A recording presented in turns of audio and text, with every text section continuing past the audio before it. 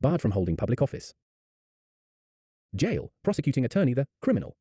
Complaint is turned over to the appropriate prosecuting attorney who was notified he must institute a sentencing hearing wherein a judge will impose the incarceration, jail time, prescribed in the appropriate criminal codes he submitted for the offences of which the accused stands convicted.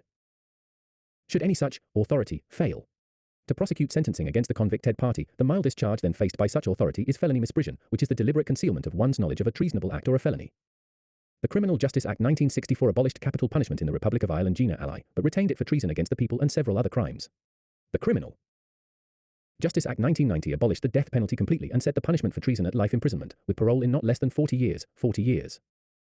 A lien will be placed on you anything to the value of from €2,000 to €200,000 to all government secretaries from the junior secretaries all the way up to the court CK Irk for neglect or violation of official duty by one in office, the deliberate concealment of one's knowledge of a treasonable act or a felony. But such prosecuting attorney could also be charged with conspiracy to aid and abet the convicted party in commission of the same offences, for which he too will be held liable and face imprisonment or a lien put on his property and all his assets. Or both.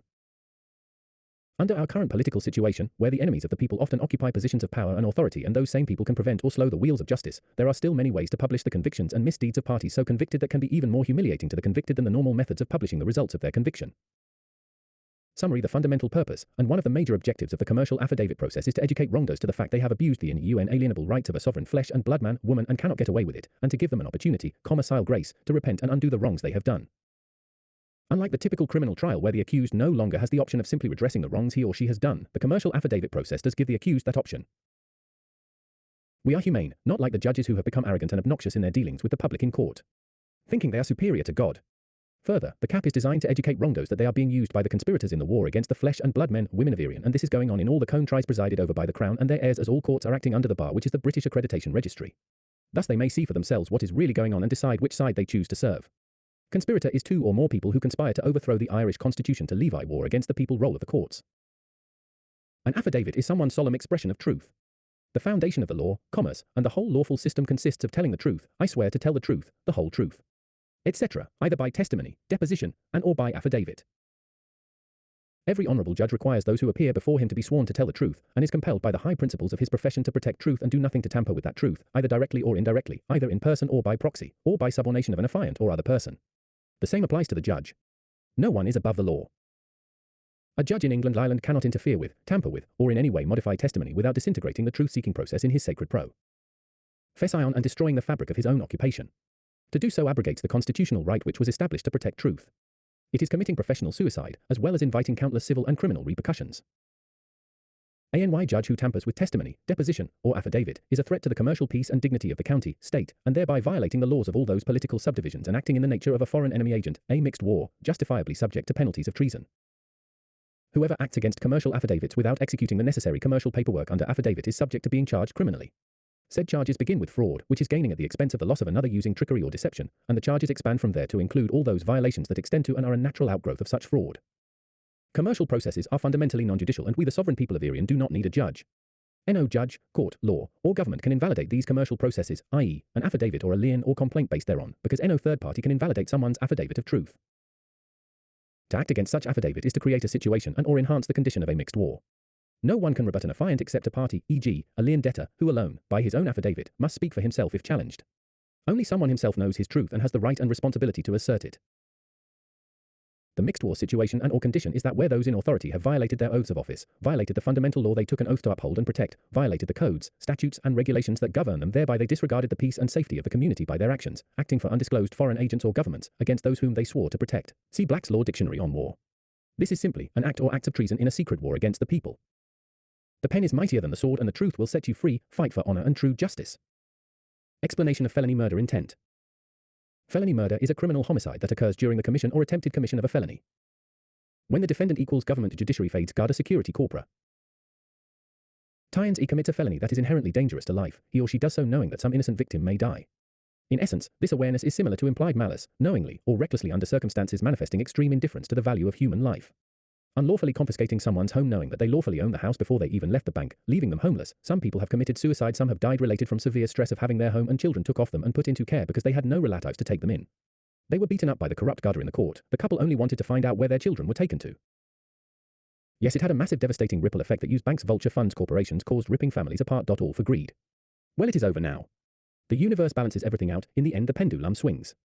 I would safely say that you are all guilty of felony, murder. Notice. Sovereign universal natural laws of Maxim.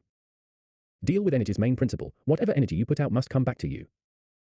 Laws of Maxim, also known as God's laws, these laws go back to the beginning of time. The highest of universal laws. They are rights given by God the Creator from birth to death. The free spirit, living soul, and cannot be taken away by anybody equals in una enable accountability ancient tort law equals a wrongdoing must be made right. Natural laws deal only with the natural ways of all objects and beings which have manifested in the third dimension, universal.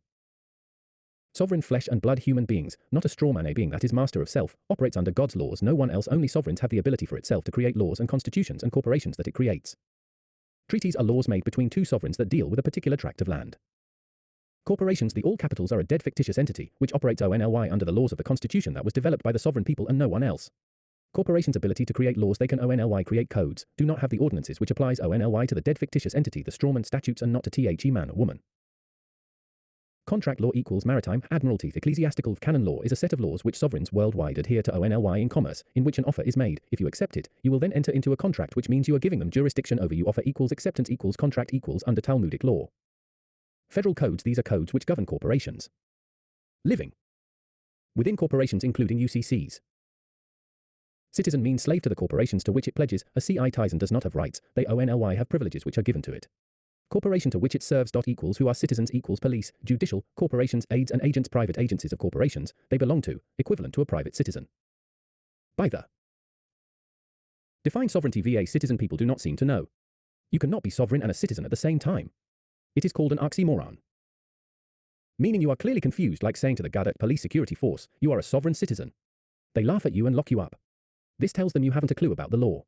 You don't know what you're talking about. Sovereign. God doesn't make you sovereign or a citizen. God gave you the responsibility of choosing right from wrong and having common sense. A flesh and blood human being, not a straw man slave to anybody.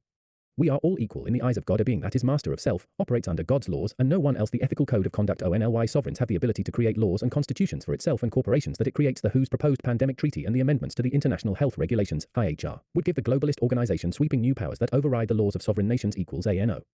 That is unlawful. Citizen. A citizen is someone who was born in the country. In the past, to be sovereign you must have both grandparents on in the country. To be sovereign, both sides born.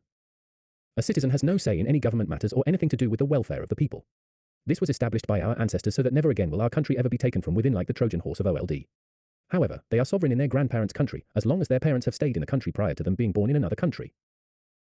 Example, their parents have lived in the country of their grandparents who had moved there 100 years ago, and each generation have lived in that country for the past 100 years before moving to Ireland or any other country in order to have a say in politics or anything to do with the welfare of the country. You cannot come here or to any other country and say I have a right to make decisions on behalf of the people because my grandparents were born in this country 100 years ago, or say the United Arab Emirates, and tell them you demand them all take off your headdresses and wear foreign clothes, foreign usurpation, unjust seizure of authority without due bestowal by the law. Just as a conquest can be called a foreign usurpation, the usurpation of the government can be called an internal conquest. If they want to become part of the government, they must return home to where their parents and grandparents came from to be eligible.